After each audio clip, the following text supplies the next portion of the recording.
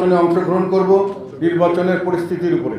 নির্বাচনের আগে কোনো সংস্কার হওয়া উচিত না বলে আমরা বিশ্বাস করি। মানুষের মধ্যে সংশয় দেখা দিয়েছে, ওনারা নিরপেক্ষ কিনা এই ব্যাপারেও সংশয় দেখা দিয়েছে। আমাদেরকে ওনারা বৈষম্য করছেন। নির্বাচনের পরে যারা আসবেন তারাই এই সংস্কার দিয়ে ফাইনাল ডিসিশন নেবেন। আমরা কি খালি এটাই করতে থাকবো?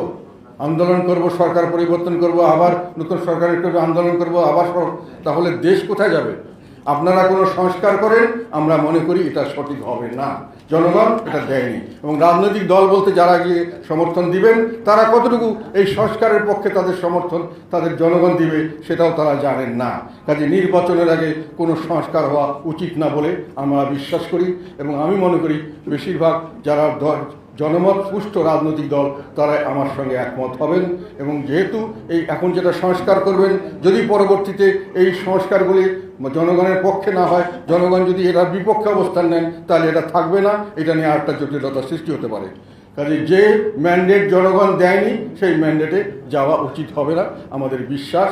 আপনারা এটা আপনাদের প্রস্তাবগুলি সারে দেন, ওগুলোকে প্রচার করেন, আমাদেরকে দেখতে দেন, দেশবাসীকে দেখতে দেন। নির্বাচনের পরে কে কোনটা গ্রহণ করা হবে, কতটুকু গ্রহণ করা হবে, জনগণ যেটা ম্যান্ডেট দিবে, যে দলকে ম্যান্ডেট দিবে তারা ঠিক করবে। এই জনগণ যে এই ম্যান্ডেট তাদেরকে যে প্রথমে অনেকেরই বলেছিলেন ভালো কাজ করতে পারেন, ওনারা ভালো কাজ করছে, নিরপেক্ষ লোক। এখন কিন্তু এই ব্যাপারে মানুষের মধ্যে সংশয় দেখা দিয়েছে, ওনারা নিরপেক্ষ কিনা এই ব্যাপারেও সংশয় দেখা দিয়েছে। কাজে এই ম্যান্ডেট আপনারা গ্রহণ করেছেন বা পাঠ পেয়েছেন এটা আমি মনে করি না। একটা প্রকৃষ্ট উদাহরণ হলো যে আমাদেরকে ওনারা বৈষম্য করছেন। কাজে ওনারা নিরপেক্ষ হলেন কীভাবে? আমাদের নিউজ পেপারে আমাদের খবরাখবর দেওয়া হয় না, সাংবাদিকরা আমাদের খবর দিতে গেলে তাদের উপরে চাপ সৃষ্টি করা হয় বিভিন্নভাবে।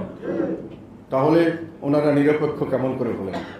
আমি সেই নির্বাচনে যদি অংশগ্রহণ করি তাহলে ওনারা তো আমাকে সঠিকভাবে অপপ্রচার করতে শিকার হতে পারে। নির্বাচনে অংশগ্রহণ করব নির্বাচনের পরিস্থিতির উপরে।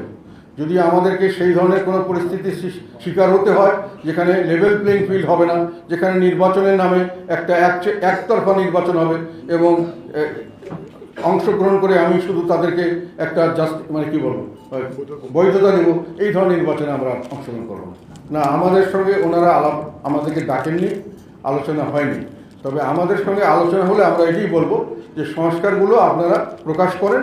আমরা পরবর্তীকালে নির্বাচনের পরে যারা আসবেন তারাই এই সংস্কার দিয়ে ফাইনাল ডিসিশন নেবেন। আপনারা এখনই কোনো সংস্কারে হাত না দেওয়াটা ভালো, এটি আমাদের সাজেশন। এটাকে বলা হয় কিংস পার্টি হচ্ছে। এখন কিংস পার্টি কি খারাপ? না, কিংস পার্টিকে আমি খারাপ মনে করি না। কারণ বিএনপিও kings party, Jatiya Party kings party. Kings party হয়ে আমাদের জন্ম হয়েছে।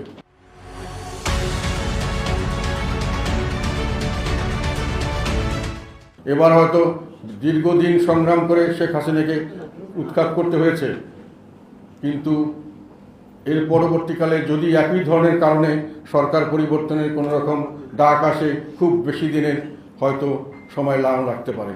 তবে আমরা কি খালি এটাই করতে থাকবো? আন্দোলন করব, সরকার পরিবর্তন করব, আবার নতুন সরকারের করবো, আন্দোলন করব, আবার তাহলে দেশ কোথায় যাবে? একটা কথা মনে রাখবেন, এই দেশ হলো ওভার পপুলেটেড কান্ট্রি। আমরা অধিক জনসংখ্যার দেশ, আর এই দেশ হলো স্বল্প সম্পদের দেশ। স্কার্স resource and over populated country. এই দেশে যে কোনো ধরনের অস্থিতিশীলতা বড় ধরনের মানবিক বিপর্যয় সৃষ্টি করতে পারে, দুর্ভিক্ষ হতে পারে, হানাহানি কাটাকাটি হতে পারে, সমস্ত ধরনের মানবিক বিপর্যস্ততা, মানুষের বেঁচে থাকার কোনো স্বাভাবিকতা না থাকতে পারে। এই ধরনের পরিস্থিতিতে যাওয়া আমাদের মতো দেশের জন্য খুব বেশি একটা কঠিন ব্যাপার নয়। আমরা এটাকে কখনোই জোর করে